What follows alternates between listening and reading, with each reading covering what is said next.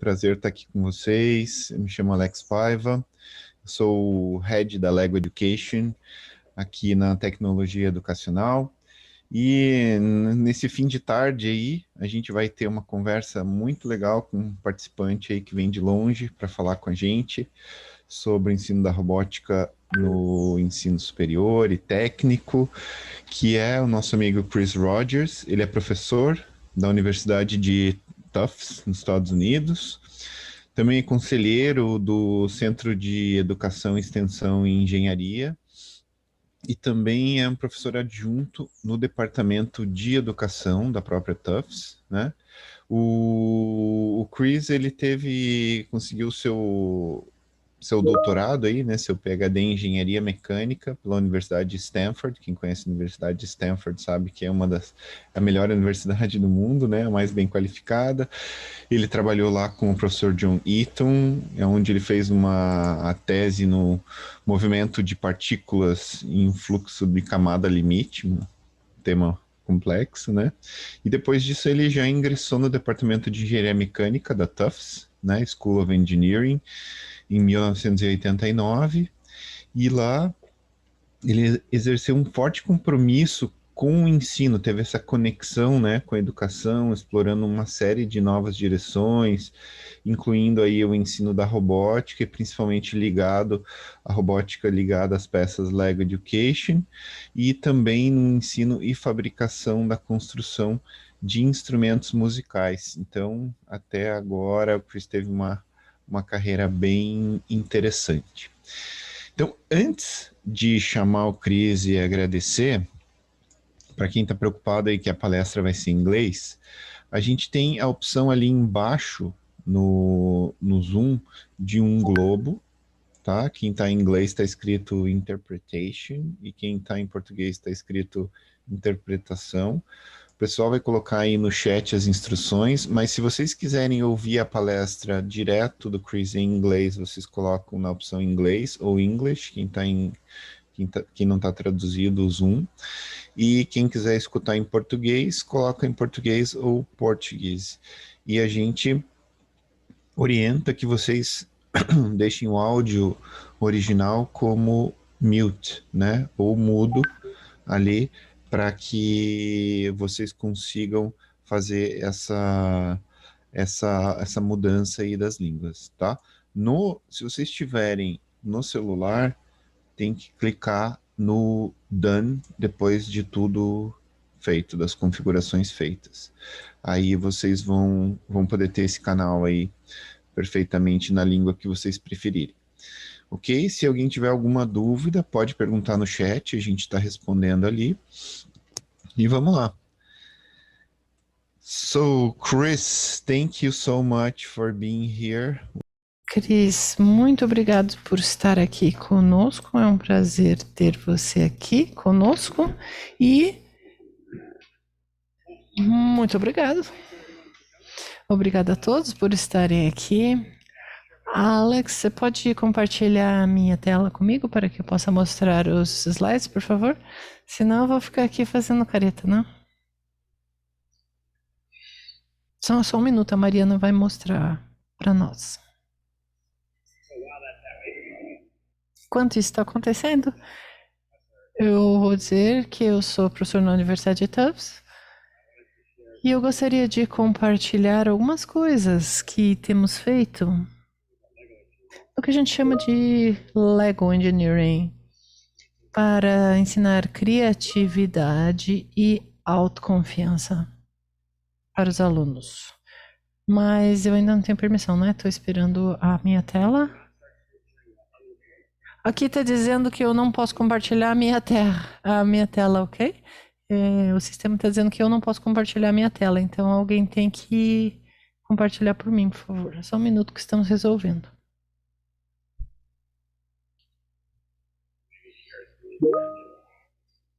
Não sei, compartilhar, descompartilhar.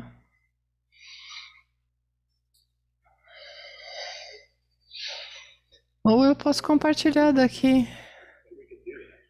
Você não vai ter o filminho, né? São 2 filminhos. Peraí, eu vou colocar você como host, daí eu acho que você vai poder fazer isso.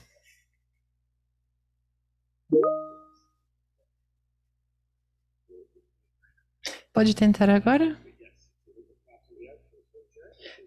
Vai dizer que sou eu que posso compartilhar. Ok, muito bem.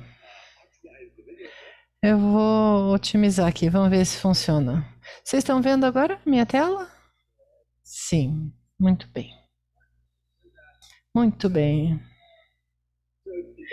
Então é interessante se você perguntar aos professores. O que eu gosto de perguntar para os professores é assim: imagine que alguém venha para você e diga: eu estava na sua sala 10 anos atrás e uma coisa que eu aprendi na sua aula e que está aqui comigo até hoje é o que você quer que seja o fator X? Bom, eu já perguntei isso a muitos professores. Você vê essa distribuição? Alguns falam de criatividade, colaboração, confiança, interação, pensamento crítico e muito poucos falavam do conteúdo mesmo. Então, a próxima pergunta é o seguinte: muito bem, então, se é isso que os professores querem ensinar, quantas dessas coisas nós abordamos? E a maioria das coisas que os professores acham que é o mais importante não está sendo ensinado. E veja, isso é uma questão muito complicada. Então, se você me perguntasse o que eu acho que devemos ensinar, eu estou vendo aqui, que engraçado porque eu estou vendo meu slide em português, mas veja, a coisa mais importante é a curiosidade. Pensa numa criança de 5 anos. Qual é a pergunta favorita? Por quê? E aí, quando a gente fica mais velho, por algum motivo, a gente para de perguntar por quê. E o porquê é importante porque é o que motiva a pesquisa. Então, como podemos ensinar os nossos alunos a desenvolver opinião e achar fatos para apoiar essa opinião? Onde você encontra provas e fatos? Você vai para o Google, você faz um experimento, quer dizer, tem muitas coisas para provar as coisas. Então, ensina os alunos a refletirem e olhar para as provas e situações que eles têm. E isso vai ajudar o entendimento. E algumas pessoas vão dizer, reflexão, não é? Porque você vai para uma nova área, daí você tem que ter uma reflexão. Muito bem. Eu vou dizer que nós, nos Estados Unidos, no nosso sistema educacional, a gente até que está bom em ensinar aos alunos a como procurar as provas. Isso até que a gente é bom. Mas a curiosidade e a reflexão, eu acho que ainda não chegamos lá. Bom, o que acontece? A gente acaba ensinando a pensar, mas a replicar e não a desenvolver o conhecimento. Se você pensar tanto no jardim de infância quanto universidade, você vai estar entre essas duas coisas. Vamos entender o que os outros estão dizendo ou pensar como um cientista. Há um equilíbrio das suas próprias ideias, das suas próprias opiniões e fatos. E às vezes não é a mesma coisa. Então é uma combinação, é um equilíbrio de ter a resposta correta ou ter muitas respostas corretas. É um problema que a gente chama de muitas respostas possíveis. O que estamos tentando fazer como professores? Bom, nosso trabalho é pegar uma ideia que temos na cabeça e colocar na cabeça dos alunos, não é?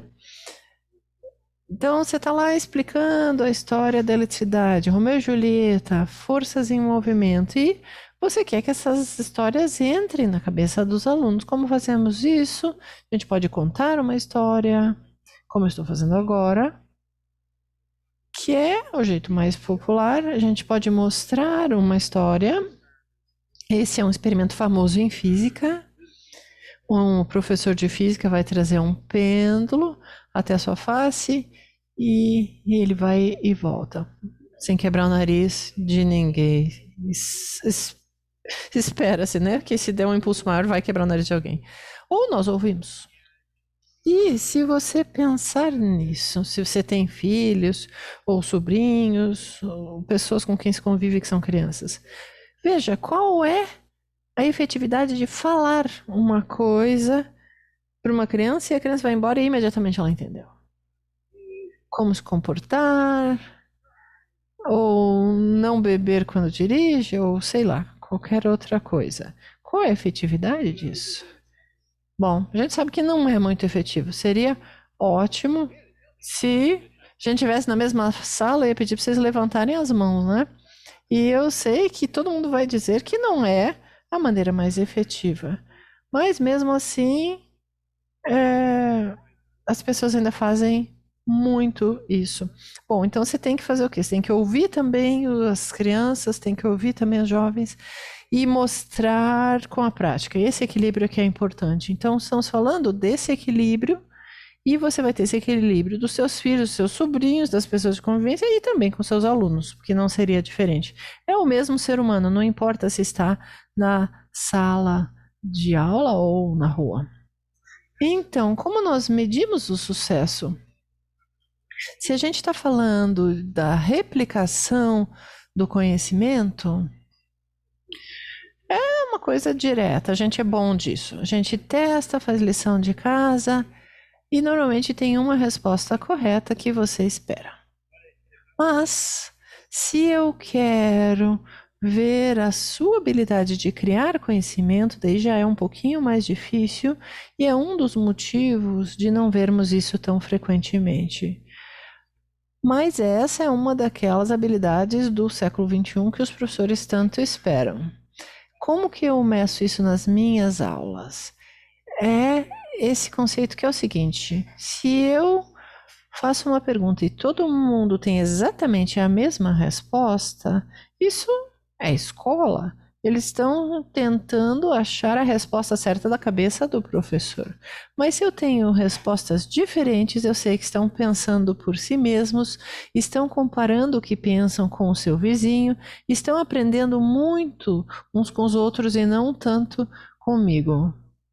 Então, nós desenvolvemos, com o passar dos anos essas coisas que chamamos de placemats, e a pergunta, essa que é bem popular, silly walks, faça um robô que vá para frente, mas não use rodas. É que tudo que você faz, de alguma maneira, vai para frente. Não tão bem, mas todo mundo normalmente tem sucesso. A ideia por trás é, em vez de ficar um tempão falando coisas, eu vou te dar o placemat e daí eu vou interromper a aula, daí eu vou falar alguma coisa, mas aí você já está interessado. Opa, eu estou ali, eu posso falar, por exemplo, como nadar, mas ficar falando sobre como nadar antes de entrar na piscina não tem tanta graça. E se eu te jogar no fundo, desde que você não se afogue, claro, de repente você vai ter muito mais interesse no que eu estou falando. Então é isso que a gente faz também. Então vocês estão vendo aqui, ó.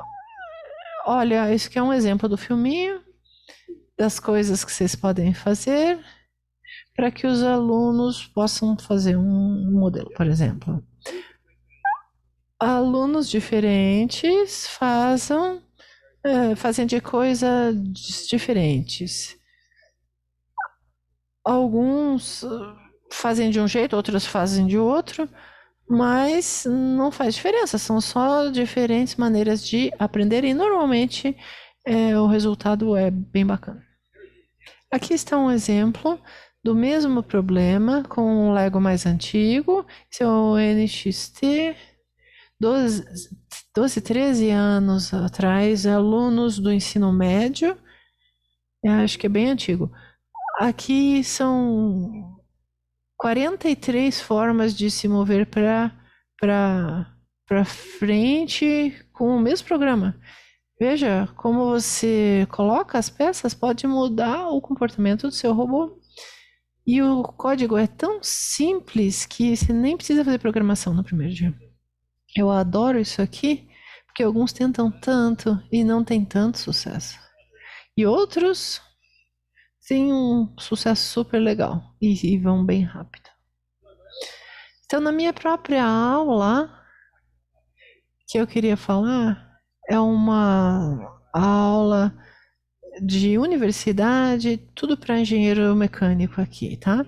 E eu ensino a mesma coisa todo ano, uma série de sensores, microprocessamento, códigos, etc. Mas cada ano é um objetivo diferente no fim do ano. Por exemplo, aqui o robô tinha que pegar uma ordem, cozinhar e, e E a gente colocou ali uma espécie de uma capa se o robô fizesse uma bagunça, né? Às vezes o computador tinha que tocar instrumentos musicais. Estou mostrando, vocês estão vendo aqui o trombone, violino, diferentes instrumentos. Teclado, bateria. A gente fez no auditório com a presença da universidade lá. O som era horrível, mas foi divertido pra caramba. Aqui o violino, vocês estão vendo? Em todos os casos, eles vão usar tudo que aprenderam na aula. Outro ano, a gente trabalhou com pintura. Então, a diretora da Escola de Belas Artes foi a juíza. Os robôs tinham que fazer uma pintura, algumas mais bonitas que outras. Aquela quase sim, essa aqui mais ou menos, uma bem horrível, mas enfim. E aqui vocês podem ver a foto original, estão vendo? Esse aqui, esse aqui jogava tinta e bem do alto, 5 pés de distância. E aqui outras abordagens possíveis. Esse aqui, todos eles foram feitos com bastante sucesso. E eu gostaria de mostrar que esse ano que acabou de acabar, ontem para mim, nós fizemos uma combinação dos placemats para atividades na sala e 7 lições de casa e mais uma prova e um projeto final. E nós tínhamos atributos-chave com diferentes exemplos em que as pessoas percebiam que elas não estavam. Se tinha um, se tinha dois, se tinha três, eles começavam a perceber que tinham várias opções diferentes. Então, por causa do Covid, eu queria trazer o Spike porque a gente não tinha materiais para fazer os robôs. Mas eu queria ensiná-los um pouco sobre robótica da ideia que é o seguinte: um robô, um cérebro, nós temos um robô, muitos cérebros. Então a primeira tarefa era, no primeiro dia de aula, eles tinham que ter logado num estúdio baseado no Windows e tem uns sensores. Eles podiam fazer tudo o que quisessem, mas a tarefa tinha que mostrar no primeiro dia de aula algo que fizeram com o sistema. Alguns fizeram videogames e flocos de neve.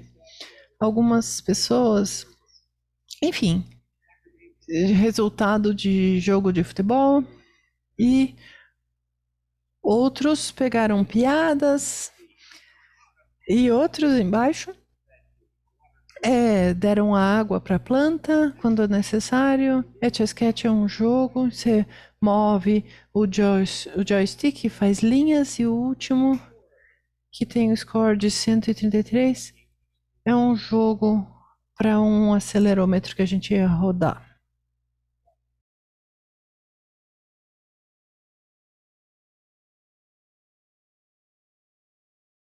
O que é impressionante nessa sala é que E eles estavam treinando 25 pessoas na sala com 25 soluções diferentes e todas elas eram impressionantes.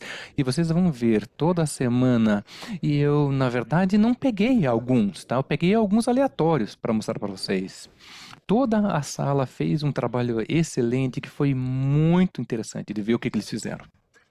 E na primeira semana nós começamos a falar e ver de como é que se fala, como é que se faz o ART, como é que se faz o Spy Prime, falar, conversando com o terminal que eles conheciam, e todo mundo teve então que fazer um videogame que você controlava com o seu sistema Lego, e você vê aqui que muitos utilizaram ali os motores, e a gente tinha jogos de tiro, de corrida, tinha jogo em que você tinha que alimentar um animalzinho, tá lá em cima, joguinho de futebol com gol, tinha o Puppet, não sei se vocês conhecem.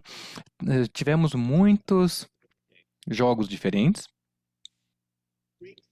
E na terceira semana, nós fizemos aquilo que nós chamamos de Corrida Maluca, Crazy Race, que foram de carrinhos que seguiam linhas no chão, né? Você tinha sobre esse tipo de controlador. E nós falamos sobre controladores e eu acrescentei o problema de que se alguém estivesse na linha à sua frente, você teria que parar ou sair do caminho. Eu queria ensinar um pouquinho sobre processamento paralelo para entender um pouquinho da estrutura e entender quem comanda, qual processo tem prioridade. Isso funcionou muito bem e vocês veem que eles construíram todo tipo de robô e estas imagens aqui representam essa diversidade de ideias. É impressionante como, ou seja, como existe essa diversidade, eles se sentem proprietários e se orgulham das suas próprias soluções. Na quarta semana fizemos braços robóticos, né? Isso aqui é cinemática de avanço, um sistema para desenhar a letra C. Essa era a ideia, tá? Tivemos diversas soluções de como desenhar essa imagem de baixo, à esquerda, né?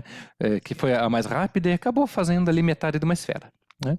As outras soluções ali também aparecem na tela, né? Porque eles têm ali um terminal conversando com o Spike Prime e eles tinham acesso ao Wi-Fi, então conseguiram usar isso.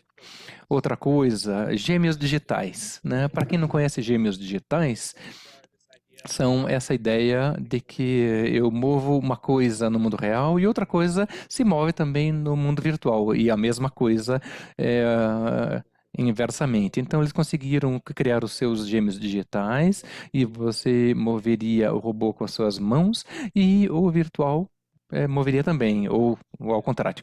E aqui nós ensinávamos como, na verdade, se comunicar com o computador host e controlar tanto em 2D e 3D. E os alunos também tinham a opção de controlar OnShape, que é um programa CAD que você pode fazer por a REST API. Outra coisa que acabou sendo mais popular é colocar ali o Raspberry Pi. Então aqui nós tivemos corrida de carro, no corredor, saindo da sala, passando pelo corredor e voltando para a sala com o TA tentando entrar, né, na frente. Eles tiveram que aprender o Raspberry Pi, para isso eles precisaram de uma semana, aprenderam a se conectar ao Spike Prime e como controlar remotamente do computador ou telefone. Então, Raspberry Pi, que é um Flask Web Server, você vê em diversas outras interfaces que são utilizadas aqui, né, nessa foto. E daí ele conversa com o pai, que conversa com o Spike Prime, e o Spike Prime dirige, e o Raspberry Pi realimenta a visão de câmera utilizando essa câmera para o usuário. E todo mundo conseguiu fazer funcionar, tá? Eles conseguiram fazer isso em uma semana. Algumas pessoas tinham o controle do Raspberry Pi controlando o Spike Prime, ou fizeram o contrário, tá? E ambos os métodos funcionaram. Bom, daí chegou o meio do semestre e nós trouxemos um pouco mais de processamento de imagens e a ideia aqui era fazer um teleprompter. inteligente. Eles tinham que ler a tela, mas se eles movessem a cabeça de um lado para o outro, a tela tinha que rastrear, né, de um lado para o outro. Então todo mundo ficava com a tela na sua frente. E todo mundo achou uma solução funcional, e a maneira como eu dou nota é um pouco incomum, porque se você fizer o que eu disser bem, eu te dou um 8. Se você fizer mais, você tem 9. E se você me impressionar completamente, eu dou 10. E isso abre, de fato, o mundo daquilo que eles podem acrescentar para tornar a solução deles muito legal. Nós tivemos várias coisas e 2 pessoas fizeram uma mudança de fonte, né, dependendo da distância com a câmera. Uma pessoa fez usou um dos discursos famosos de um presidente nosso, então tinha rastreamento de face, de olho, muito impressionante. Outra coisa muito legal é que o meio do semestre foi a primeira vez que eles tinham feito algo como indivíduos. Até aí era tudo grupo, com a exceção talvez da primeira tarefa, né, que eles tinham feito sozinhos. Então, foi uma chance deles refletirem sobre aquilo que eles tinham pensado, mas também o que os parceiros tinham feito nos parceiros, o que os parceiros tinham feito. Então, tudo bem, então faz lá o exame, podem trabalhar com o livro aberto, tá? Tá? E então, muitos deles aprenderam e voltaram a estudar o que talvez não tinham aprendido ainda. Finalmente, a última tarefa foi na semana 8, tá? E não na 7, na 8. Isso foi ir para o dashboard da Lego.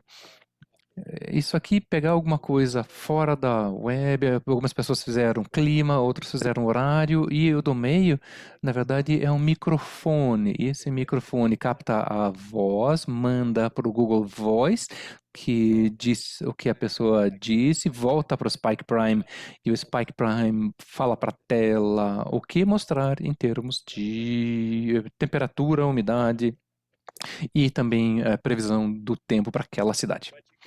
Mas você vê ali que algumas pessoas foram e usaram o cuidador laser para, né, para fazer ele. Então, isso aqui é uma ótima solução, tá? Aumentou a diversidade. E a principal meta era aprender algo sobre o RESTful API. E aquilo que está disponível na nuvem. E o projeto final que fizemos na semana passada foi dançar a valsa. Nós tínhamos robôs, perdão, nós tínhamos 24 robôs, tá? E que tinham que encontrar um parceiro e dançar a valsa. E quando a música começasse, tinha que começar e parar quando ela parasse.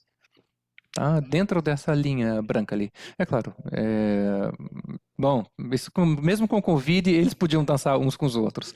E as pessoas tiveram soluções avançadas, as mais avançadas foram esses pontos verdes, ver o local e o tamanho do ponto, e eles acabam entendendo a distância de um parceiro e do outro. Tá? E eles fazem isso enquanto um dos parceiros rastreava a linha branca. E eles usaram Raspberry Pi, Spike Prime para suas respostas, e muitos deles, na verdade, até fizeram roupinhas para os dançarinos. Tinha uns dançarinos muito bem trajados ali, muito divertido. Bom, tá para avançar ainda. Isso aqui eram os alunos de graduação, né? Então a gente vai aprender como a gente faz mais com os gêmeos digitais. A próxima vez que eu der esse curso, eu quero que os alunos consigam reconstruir no mundo virtual os seus robôs físicos, fazer o mundo virtual do gazebo, que é um motor e uma engine de física para ver onde é que o robô está e entender quais conceitos você precisa utilizar e como usar controles proporcionais. Então, algumas das respostas dos alunos, tá? Essa aqui é a minha parte favorita. Isso aqui no último dia de aula, eu peço que eles me digam o que eles acham que eles aprenderam e a gente separa em dois, habilidades robótica e habilidades humanas, soft, né? E a lista está aqui. Tem muitas coisas que eu acho que são muito importantes e são até difíceis de avaliar, como usar a comunicação serial, né, modularidade de código, tudo isso é fácil de avaliar, mas a habilidade de utilizar múltiplas línguas de programação, uma conversando com a outra, e entender qual processador para qual código, e entender hard cascade, esse tipo de coisa, né? Isso já é um pouco mais difícil, né? TensorFlow também. Se a gente avançar e perguntar ali as habilidades humanas, as softs, né, que são mais difíceis de avaliar, você tem esse tipo de coisa que de fato me deixou interessado, né? Ou seja, a questão de perguntar, de pedir ajuda, como fazer debug, como ver uma combinação de um problema grande em problemas menores, trabalhar em equipe, entender que repetição é importante, controlar a frustração, como continuar a se desafiar sem parar quando algo já está funcionando, né? Continuar avançando. Todas essas coisas que são, de fato, as coisas que eu esperava ensinar. E eu preciso dizer que com esta classe, uma das coisas que eu acho que foi muito bacana, que eu mostrei ali com o Raspberry Pi, com os carros, tá? Quando eles saíram dirigindo no corredor, o anterior tinha sido um projeto tão legal e eles tinham trabalhado tanto que eu falei para eles assim, ó, antes da tarefa, eu mostrei no projetor que eu tinha dado para todo mundo 10 de 10, tá? Eles já tinham um 10 garantido no projeto. E daí eu contei para eles qual que seria a tarefa, só para ver, ou seja, quanto que eles avançariam se eu tirasse a pressão da nota. E como eu falei, acabou sendo a tarefa preferida deles, e eles fizeram um trabalho impressionante. E quando você consegue isso, você vê que você de fato tem sucesso no aprendizado deles, por eles próprios, e você ajuda quando eles precisarem. Então, era isso, basicamente. Eu gostaria de terminar com essa ideia de que se você remover os requerimentos, os requisitos, é impressionante o que os alunos conseguem fazer. Eu vejo que eu preciso, se eu confiar mais nos alunos, eles vão fazer. A maior parte das pessoas tem essa ideia de que se eu tiver que ensinar algo para você em pouco tempo, a única maneira de ter sucesso é se eu disser algo para você. E eu acho que isso de fato não funciona. E com isso, era essa palestra. Muito obrigado a todos. Será um prazer responder quaisquer perguntas que vocês tiverem. Muito obrigado, Chris. Aos participantes, se desejarem fazer perguntas, vocês podem colocar no chat. O Chris terá prazer em responder as suas perguntas. Eu tenho uma pergunta para você. Enquanto nós aguardamos as perguntas do chat, nós concluímos a nossa pesquisa aqui no Brasil sobre projetos como educação em Lego. E nós percebemos algo muito interessante que eu gostaria de saber se o mesmo aconteceu com vocês. Primeiramente, quando você tem uma tarefa, um projeto, normalmente a tarefa é direcionada a, digamos, a uma habilidade hard, né? Como seus projetos, a sua tarefa. Mas a coisa mais importante que os alunos obtêm são as habilidades humanas, as soft, aquelas que de fato importam para eles. Você tem a mesma impressão, mas esse foi o resultado dos nossos estudos. Você tem a mesma impressão? Eu acredito que os dois têm valor, ou seja, nos nossos placemats a gente mostra quais são as habilidades soft e quais são as hard, né, que a gente busca ensinar. Eu acho que os alunos rapidamente entendem quando adquirem as habilidades hard, o robô está funcionando e aprenderam a codificar, montar corretamente, né? Eles não necessariamente voltam e refletem sobre as habilidades soft que eles aprenderam. Então, se você der a eles essa oportunidade na sala, eu acho que você vai ver que eles de fato vão perceber que aprenderam as duas. De fato, muitas vezes eles não percebem. E eu achei interessante que quando um dos alunos colocou ali nos soft skills que o Google tem tudo, até incluindo copy-paste dos seus erros, né? Sim, se você não entendeu ainda, né? Uma parte como a gente faz a nossa codificação com Python, né? Né? Né? Se você simplesmente copia e cola no Google e alguém já fez um trabalho em cima disso. Bom, gente, tá? Também, se vocês quiserem abrir seus microfones, vocês podem fazer a pergunta em inglês, ela vai ser traduzida para o inglês.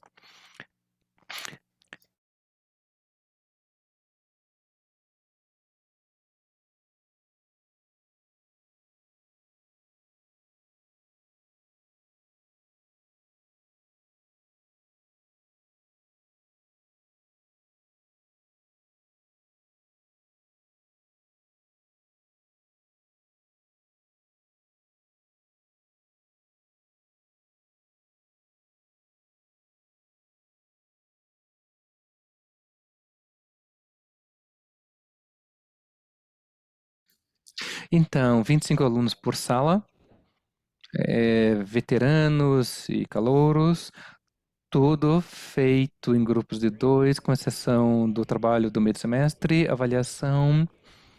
Bom, uma dessas avaliações tinha uma nota, por exemplo, como eu falei, se tinha 7 de 10, se você trouxesse uma tarefa satisfatória, 10 de 10 seria se eu fosse para casa e contasse para minha esposa o que alguém tinha feito, né?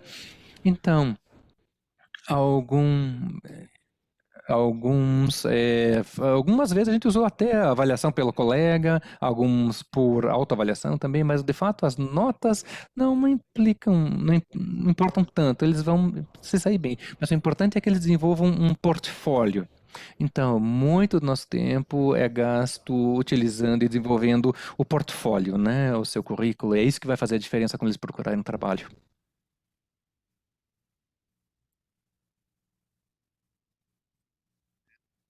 É possível expandir as possibilidades do Spike Prime até a universidade, como está no chat. Você está fazendo isso, né?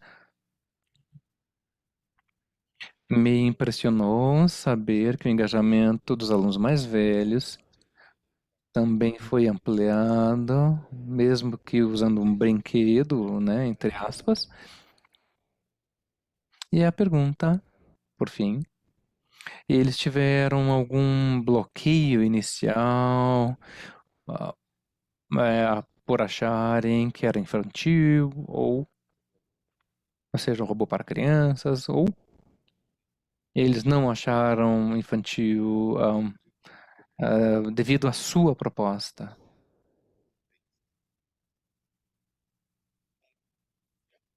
Sim, é interessante essa pergunta que nós discutimos.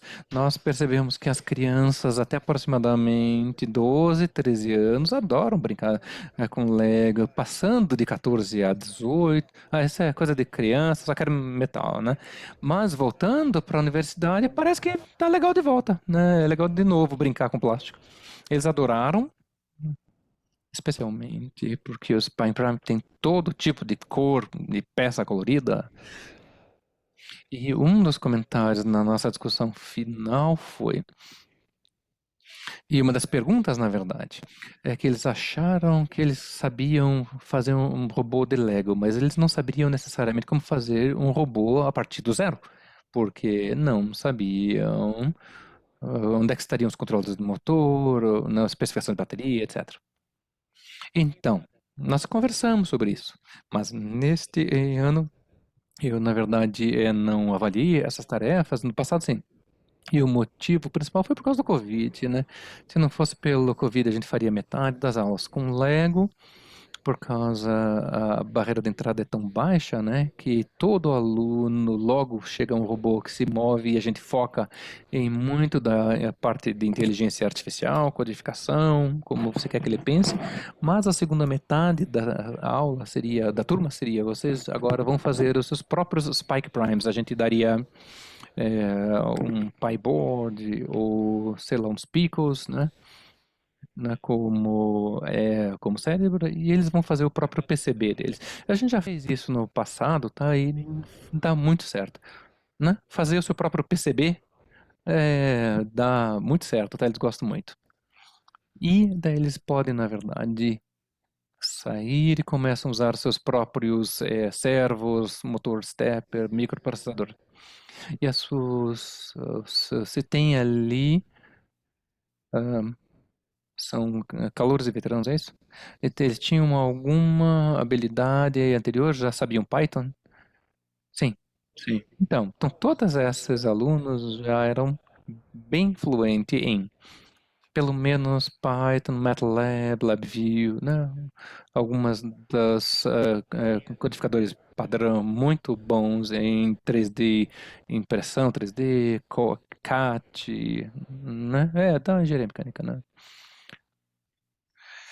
Muito obrigado, Chris. Nós estamos agora ficando sem tempo, mas é impossível agradecer o suficiente pela sua ajuda e apoio. E, gente, se vocês tiverem perguntas, tá? Vocês podem mandar por e-mail também, tá? Foi uma aula muito legal. Eu gostei, né? E eles também me falaram, os alunos, que gostaram muito, né?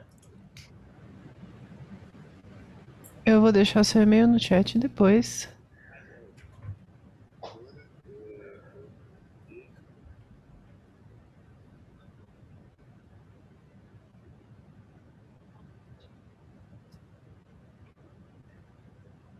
Vocês, para que tudo isso possa ser possível aí na prática, né, Ed? Sim. Olá, pessoal, tudo bem? Aqui é o Ed. Bom, depois dessa abordagem aí do Chris sobre a experiência com os alunos da universidade, a gente pôde ver aí a possibilidade que o Spike pode nos trazer, o que a gente pode alcançar com ele. Com isso, indo direto ao ponto, né, que nós da tecnologia educacional gostaríamos de trazer ao conhecimento de vocês o chamamento público número 1 de 2021, né? Acredito que alguns de vocês já tiveram acesso a esse chamamento, que é promovido pelo Instituto Federal do Espírito Santo, o IFES, né? Para apoio à iniciação tecnológica com foco no ensino de programação aplicada para estudantes dos 2 últimos anos do ensino fundamental de escolas públicas, tá? Associadas ao ensino, pesquisas e extensão, aberto a autarquias de rede federal de educação profissional, científica e tecnológica, ou seja, todos da rede federal, tá? E para quem se interessa, vou explicar como é que funciona. Todas essas instituições, né, de autarquia de rede federal poderão encaminhar para a participação no chamamento público, né, até 5 propostas de projetos didáticos com o objetivo de iniciação tecnológica. E desses projetos serão selecionados 60, né, para estarem sendo aplicados, justamente com esse foco de tecnologia e foco em ensino de programação aplicada. E basicamente esse projeto tem como foco trazer, né, essa oportunidade para vocês com o Instituto Federal do Espírito Santo, e nós, aqui da Tecnologia Educacional, preparamos o material, né, e sabemos que esse movimento não acontece sempre, por isso preparamos uma proposta de projeto que pode ser apresentado como apoio, né, para o chamamento do IFES, né, com embasamento justamente no Spike Prime, né, e quem tiver interesse e quiser receber o acesso, né, a esses documentos, essa proposta, poderá estar entrando em contato ali a gente vai deixar no chat para vocês o nosso contato, tá bom? E basicamente é um documento que a gente deixou com embasamento para vocês estarem enviando para esse Instituto Federal do Espírito Santo e estarem participando dessa oportunidade aí que o IFES está proporcionando para a gente, tá bom? Com isso agora, gostaria de devolver a palavra para o Alex, para o encerramento, e quem tiver interesse, a gente vai estar deixando no chat ali os contatos, tá bom? Legal, gente. Acho que já deixaram ali no chat, né? Se alguém quiser abrir o microfone e fazer uma pergunta pro Ed, fique à vontade aí. E também a gente está aberto para esclarecer qualquer dúvida que vocês tiverem. Queria agradecer muito aí a presença de todos que ficaram até o final. E dizer que esse daí é um primeiro de muitos que a gente pretende fazer. E todo apoio que vocês quiserem com relação à Lego Education, é só entrar em contato comigo, com o Ed, com a Mariana. E eu deixei o e-mail do Chris ali também no chat para quem quiser conversar com ele sobre os projetos que ele mostrou aqui hoje. Então, muito obrigado e boa tarde, boa noite a todos aí. Valeu, pessoal.